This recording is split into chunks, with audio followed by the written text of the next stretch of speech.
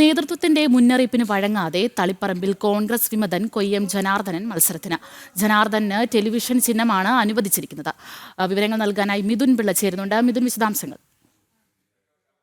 Anjana, തളിപ്പറമ്പിൽ UDF അതായത് കോൺഗ്രസ് വിമതൻ നേതൃത്വത്തിന് ഭീഷണിക്കോ വകവയ്ക്കാതെ പത്രിക പിൻവലിക്കാൻ തയ്യാറാകാതെ മത്സര രംഗത്തേക്ക് എന്നുള്ളതാണ് ഏറ്റവും എടുത്തു പറയേണ്ട ഒരു കാര്യം. കോൺഗ്രസ് വിമതനായ കൊയ്യം ജനാർദ്ദനാണ് മത്സര രംഗത്തേക്ക് ഇറങ്ങുന്നത്. നേതൃത്വത്തിന് ഒരു മുന്നറിയിപ്പും വഴങ്ങാൻ അദ്ദേഹം തയ്യാറായില്ല. പത്രിക പിൻവലിക്കാൻ തയ്യാറാകാതെ വന്നതോടെ തളിപ്പറമ്പിൽ മത്സരിക്കുന്ന സ്ഥാനാർത്ഥികളുടെ പത്രികയിൽ കൊയ്യം ജനാർദ്ദനൻ ഉൾപ്പെടുകയും ചെയ്തു. കൊയ്യം ജനാർദ്ദന ടെലിവിഷൻ ചിഹ്നമാണ് തളിപ്പറമ്പിൽ അനുവദിച്ച് കിട്ടിയിരിക്കുന്നത്.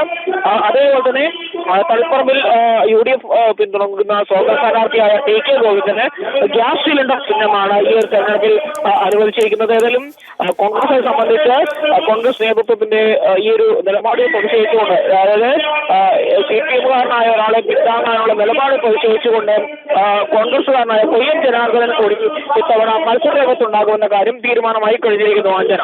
ശരി.